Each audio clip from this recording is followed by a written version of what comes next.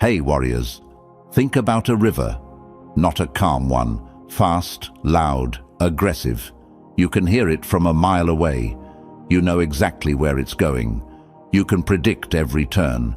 And because of that, people build dams on it. They redirect it. They control it.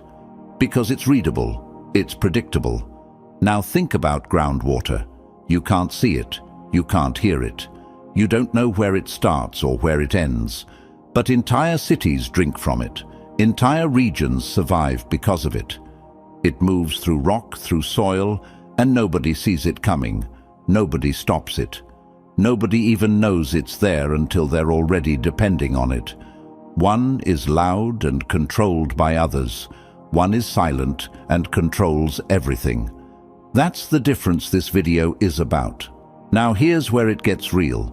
You've been in situations, I know you have, where you said too much, where you reacted too fast, where you showed your frustration, your excitement, your desperation.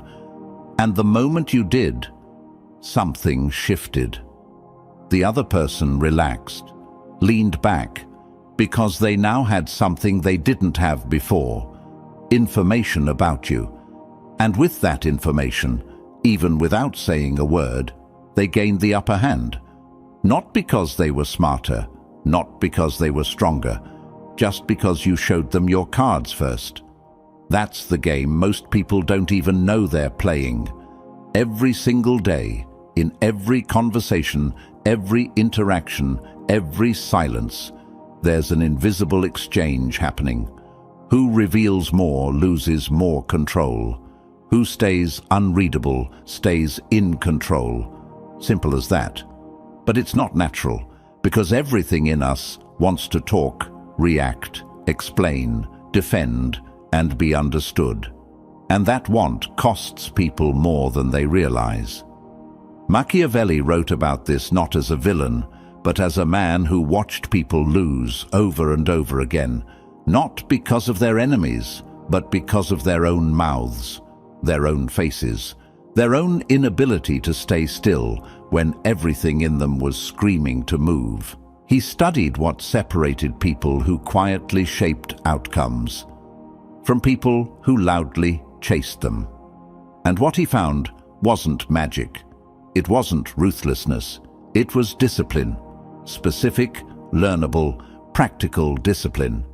Today, we break down 7 rules built on that discipline. Each one grounded in human psychology. Each one something you can actually use starting today. Pay attention, because once you see this, you can't unsee it. Before we move forward, I want you to drop this affirmation in the comments. Still water, deep power. Rule 1. Control the information you release.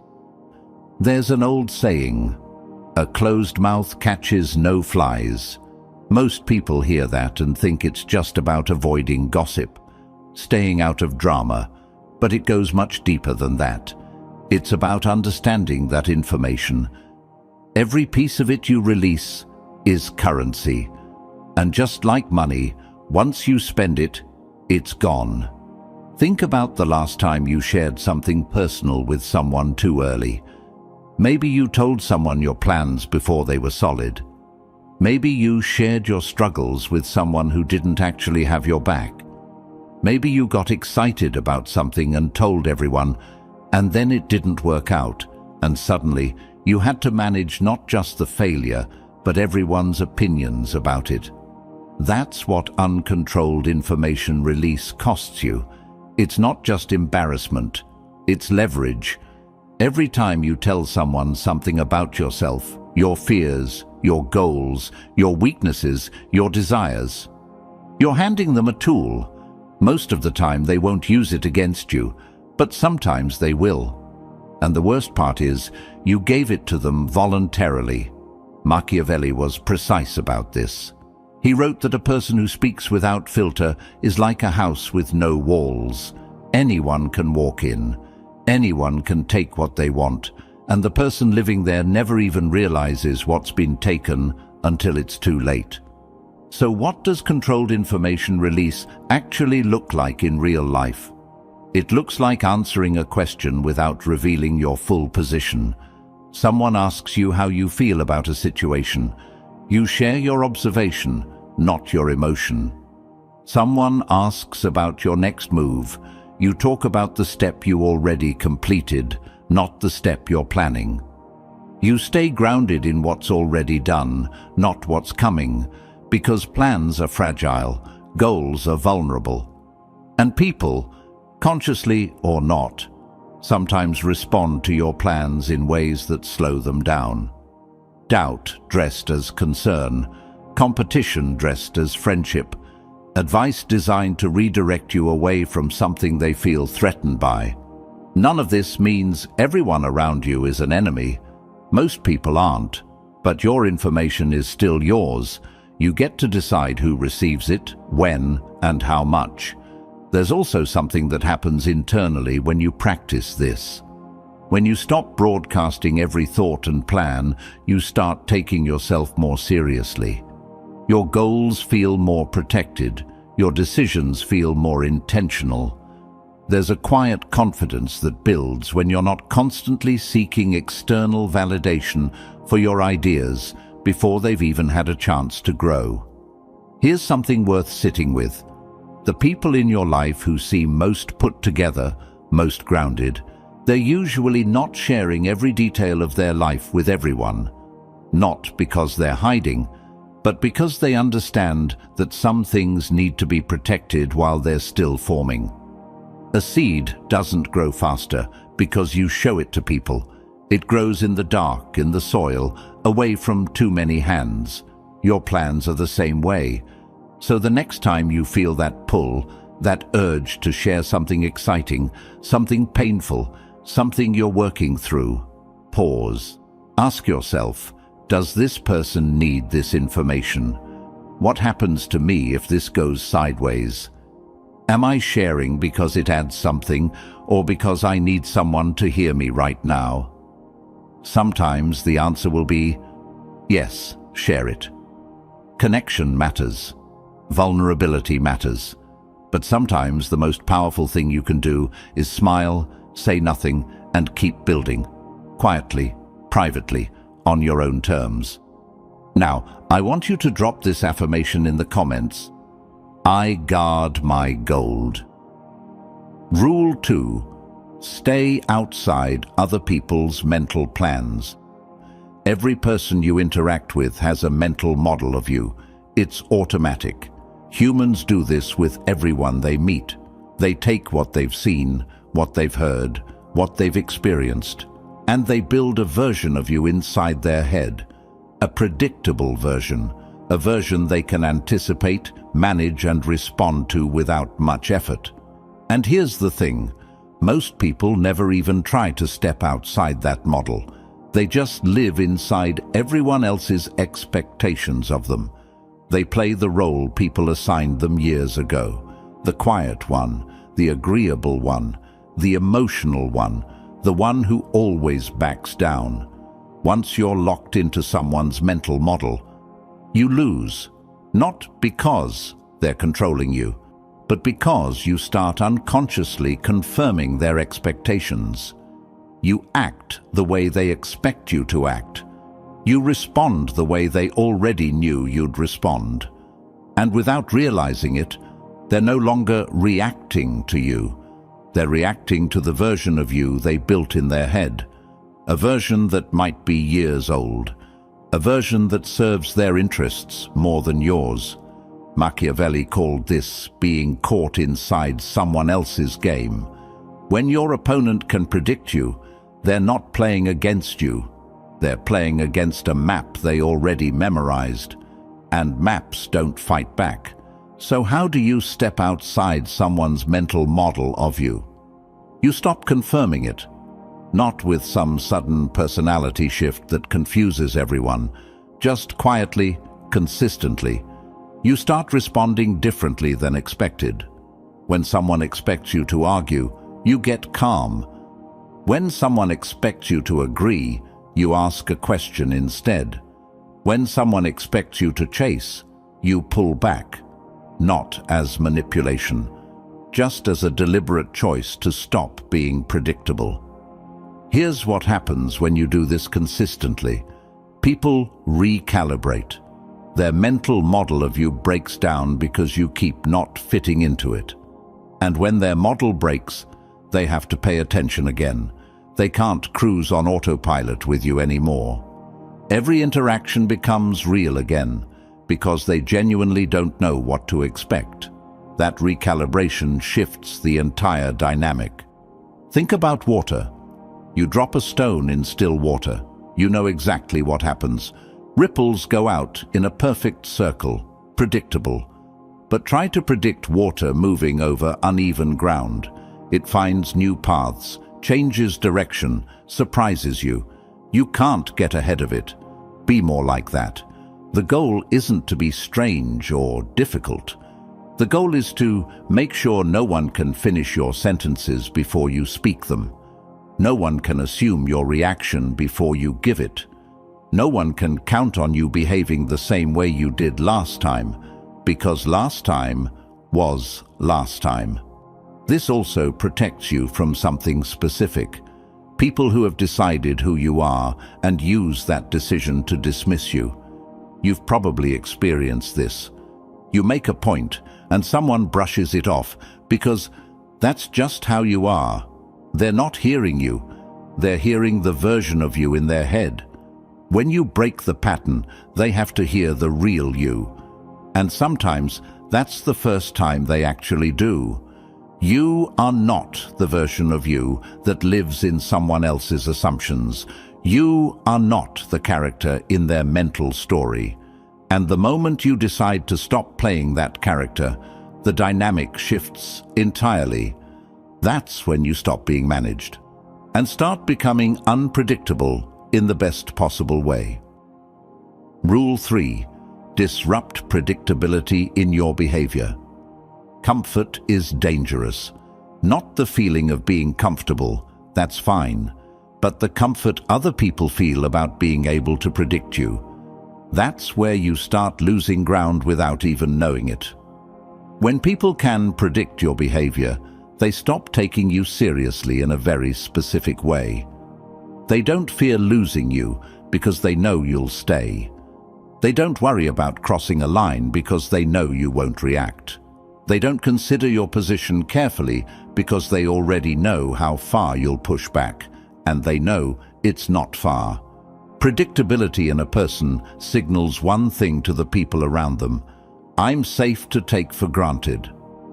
And being taken for granted is one of the quietest, most damaging positions a person can be in. Here's where it starts. Most people build habits in how they respond to the world. Someone disrespects them. They get angry in the same way every time. Someone gives them attention. They light up the same way every time. Someone ignores them. They chase in the same way every time. These patterns become a script, and once people around them memorize the script, they start using it. They know which buttons to push to get which reaction. They know how much they can take before you reach your limit. They know if they wait long enough, you'll soften. They know if they push hard enough, you'll back down. That's not a relationship dynamic. That's a remote control. Machiavelli wrote that a person who behaves with perfect consistency gives their opponent the greatest possible gift: certainty. And certainty in someone else's hands becomes control. So what does disrupting your own predictability actually look like? It's not about being erratic. It's not about confusing people for sport. It's about consciously choosing different responses to similar situations. Sometimes you engage, sometimes you don't. Sometimes you respond immediately. Sometimes you let something sit for a day. Sometimes you're warm. Sometimes you're measured, not randomly, but deliberately, based on what serves you in that moment, not what people expect from you. There's a specific situation where this matters most. When someone is consistently pushing a boundary and you've responded the same way every time, they've already calculated that your response costs them nothing. They've factored in your reaction. It's built into their approach. To break that, you can't just react harder. You have to react differently, unexpectedly, in a way they haven't seen from you before. Not with anger, not with drama, just with a response they didn't see coming. The moment someone realizes they can't fully predict you, something changes in how they carry themselves around you. There's a little more consideration, a little more caution, not fear, just awareness.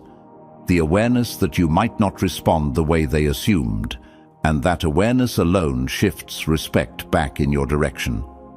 Think about the people in your life who hold the most weight in a room, the ones people don't casually dismiss or push around. Chances are they're not the most consistent reactors. They're the ones where you're never quite sure what they're going to say or do, and that uncertainty makes people more thoughtful around them. You can build that.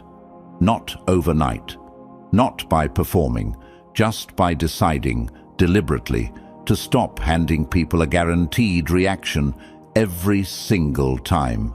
Let them wonder sometimes. Let them recalculate. Let them come to the table without a script. Because when they don't have a script, you do.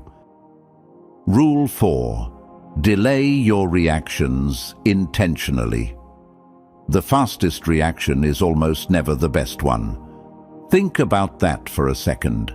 Every time something hits you hard, some news, some comment, some situation, and you responded immediately, how many of those immediate responses do you actually stand behind? How many of them helped you? How many made things worse? Most people treat speed of reaction like a badge of strength, like responding instantly proves you're confident, you're present, you're not someone to mess with. But real strength looks like the guy who just heard something that should make him furious, and he takes a breath, pauses, and responds like he's got all the time in the world. Because he does, and he knows it. Speed of reaction is actually a giveaway. It tells people exactly how much something affected you. Respond instantly and emotionally. They know they landed a hit. They know the button. They know the access point, and they'll use it again. Delay the reaction, and suddenly they're not sure. Did it land?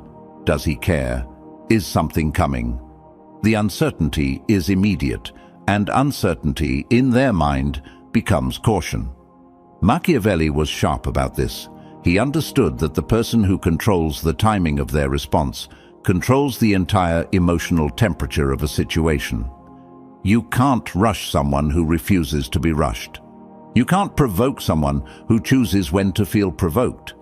Here's what intentional delay actually does for you practically. First, it gives you information. When you don't react right away, other people keep talking, keep explaining, keep filling the silence. And in that space, they often reveal more than they intended to. They show their hand because they're uncomfortable with your stillness. They expected a reaction, and when it didn't come, they got nervous and kept going.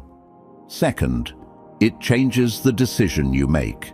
The reaction you'd have in the first 30 seconds is almost always more emotional than accurate. Give it 10 minutes or a day, and you start seeing the situation differently, more clearly, with less heat. And the response that comes from that clarity is usually more effective and more aligned with what you actually want. Third, it builds a reputation over time. When people around you know that you don't snap, don't fly off, don't respond from a hot place, they approach you differently. They choose their words more carefully. They're more measured with you, not because they're afraid of you, but because they've learned you're not someone who plays from emotion. Now here's the part people struggle with. Delaying your reaction feels uncomfortable. It feels like you're letting something slide, like you're being weak. Your body wants to respond. It's wired for it. When something threatens us, we're built to react fast. That instinct saved lives for thousands of years. but you're probably not being chased by a predator right now. You're in a conversation, a disagreement, a negotiation, a moment that requires thought, not speed. Train yourself to pause. Even 2 or 3 seconds of genuine pause before you respond can completely change an interaction. Not a fake pause where you're just gathering your argument, a real one, where you actually let the moment settle before you decide what to enter it with. The people who can wait are the people who win more than they lose, not because life is fair to them, because they stopped making fast, emotional decisions that cost them later. Patience isn't passive. It's one of the most active choices a person can make. Drop this affirmation in the comments. I pause. I win. Rule 5. The psychology of invisible influence. When you walk into a room, any room, people are already forming opinions about you. Before you speak, before you do anything, just by how you carry yourself, how you look around, where your eyes go first. People are reading you constantly. It's just what humans do. But here's the part that changes everything. Most people try to manage that impression by doing more, talking more, smiling more, explaining more. They think the more they put out there, the better they look, the stronger they come across. It's the opposite. Every time you over-explain yourself, you're essentially telling people, I need you to think well of me. Every time you jump to defend yourself without being asked, you're showing people exactly where you feel insecure. Every time you fill silence with unnecessary words, you're handing someone a detailed map of your inner world. And once they have that map, they know how to navigate you. Think about someone you've met who just had this quiet weight to them. They didn't try hard, they didn't perform, they just existed in a conversation with this settled, comfortable stillness. And somehow that stillness made everyone around them more curious, more attentive, almost like gravity. That's not personality, that's not charisma, that's a choice. Machiavelli understood something about human psychology that modern people are still catching up to. That influence doesn't travel through noise. It travels through mystery. The moment someone fully understands you, their curiosity drops. They've solved you. You're no longer interesting to figure out. But keep something unrevealed, even something small, and people can't stop thinking about you. It's the same reason a half-finished sentence sticks in your head longer than a complete one. The brain hates open loops. It keeps pulling toward whatever it hasn't resolved yet. Now, apply that to how you show up with people. If you're always giving full answers, full reactions, full explanations, you're closing every loop. People process you, file you away, and move on. But if you answer with just enough, if you respond with calm and just a little space left open, people's brains keep working on you even after the conversation ends. They keep thinking about what you meant, what you're thinking, what you'll do next. That's invisible influence. And it doesn't require manipulation. It doesn't require games. It just requires you to stop oversharing yourself.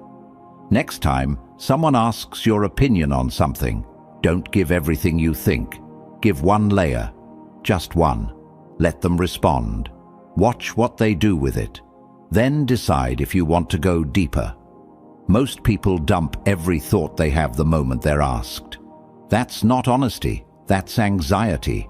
Real confidence gives a little, then waits. And waiting, real, comfortable, unbothered waiting, is one of the most powerful things a person can do in any interaction. The people who influence outcomes quietly aren't doing it through force or volume. They're doing it by controlling what others know about them, by deciding deliberately what gets released and what stays inside, by understanding that in any human dynamic, the one who is least fully understood holds the most psychological weight. You don't have to be cold, you don't have to be distant, you just have to stop giving yourself away for free. Because once people think they've figured you out, they stop respecting the mystery. and the mystery. That's where your power lives. Drop this affirmation in the comments. Mystery is my power. Rule 6. Remove visible emotional signals. Your face is talking even when your mouth isn't. That's not a metaphor. That's literally what's happening every time you're in a room with another person. The micro expressions, the eye movement, the jaw tension, the way your shoulders sit, all of it is constantly broadcasting your internal state to anyone paying attention. And more people are paying attention than you think. Now, this doesn't mean you become a robot. Emotion is human. Emotion is good. But there's a massive difference between feeling something and displaying it on command for everyone around you to read and use. Here's a situation most people know. You're in a conversation and someone says something that gets under your skin. Maybe it's a subtle dig.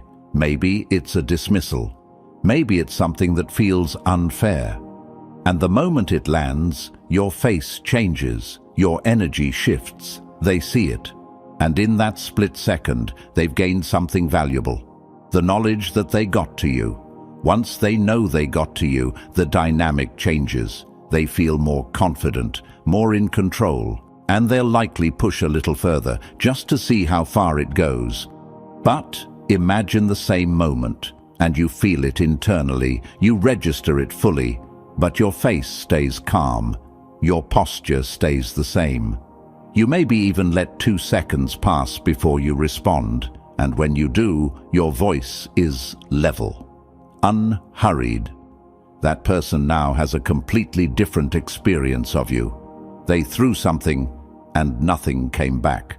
No confirmation, no reaction.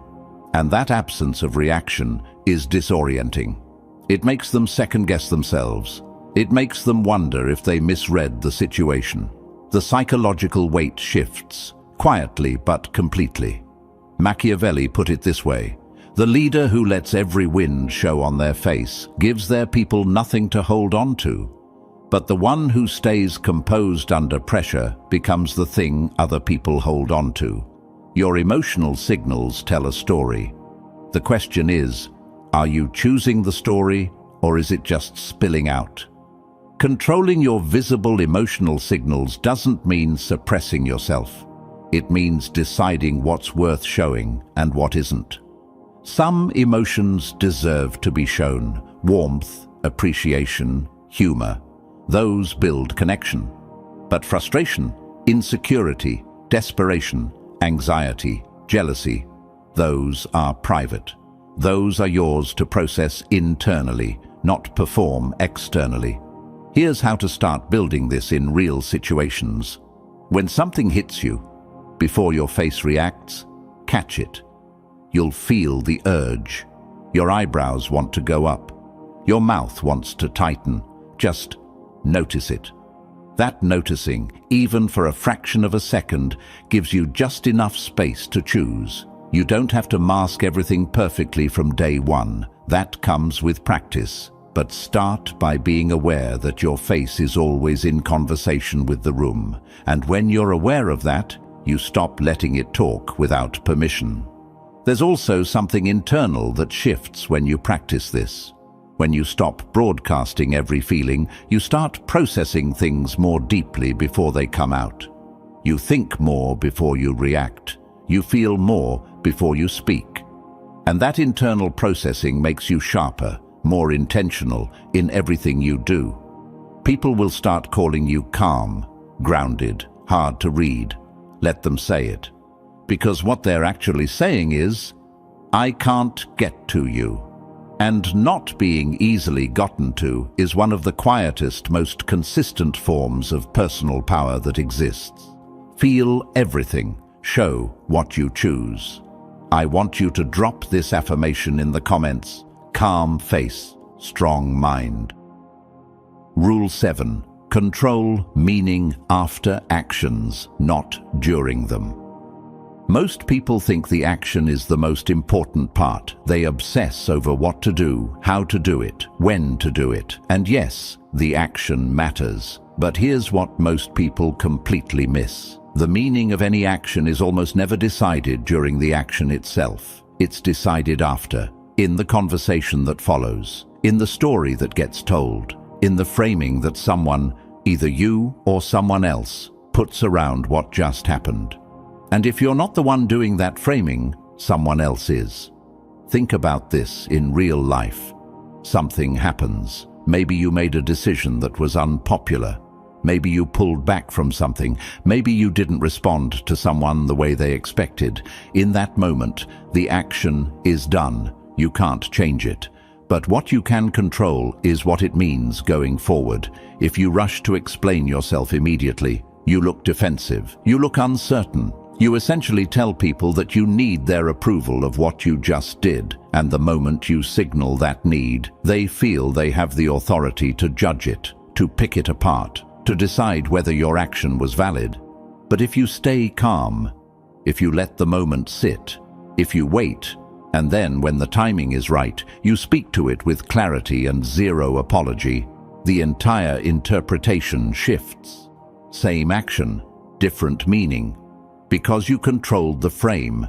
Machiavelli wrote that men judge by their eyes more than by their minds. What they see and what they're told to see are often more powerful than what actually happened. This sounds dark, but it's just honest.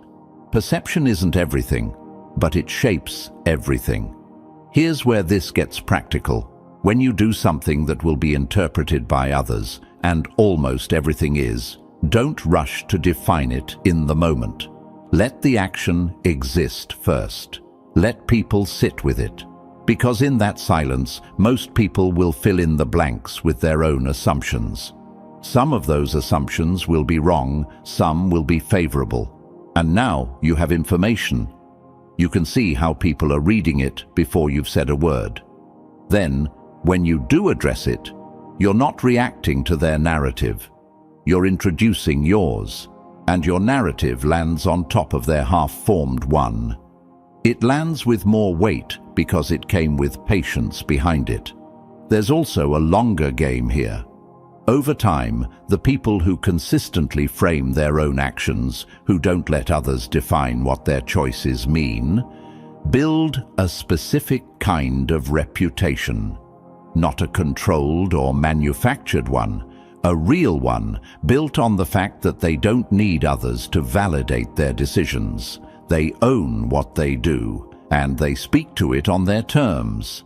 That reputation compounds. People start approaching them differently. People stop rushing to judgment because they know this person will address it when they're ready, and when they do, it's going to be worth hearing.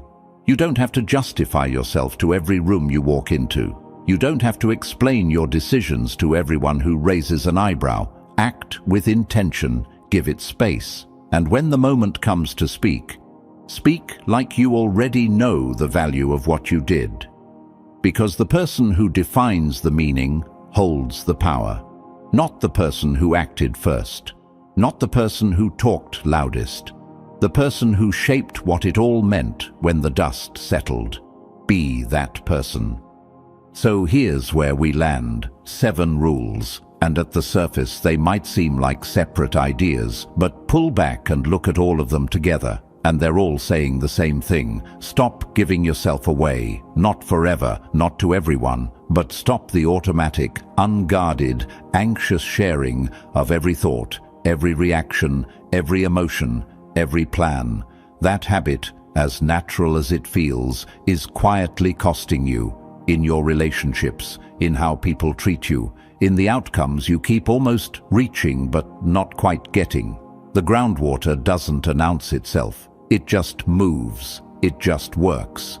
And everything that depends on it doesn't even fully understand how, they just know it's there. That's the kind of presence these 7 rules are pointing you toward. Not cold, not calculated in a cruel way, just grounded. Deliberate, aware of what you put out into every room you enter. You already have more control than you think. You just haven't been using it yet, not consciously. But now you've seen it. Now you know the mechanics, and you can't unlearn what you've already understood. Start small. Pick one rule from today and actually practice it this week. Just one. Watch what changes in one conversation. Watch how people respond to you when you hold a little more back, when you pause a little longer, when you stop explaining yourself to people who didn't ask. The shift is quiet at first, then it becomes undeniable. If this video gave you something real today, something you're going to carry with you, hit that like button right now. Share this with someone who needs to hear it. And if you're not subscribed yet, subscribe.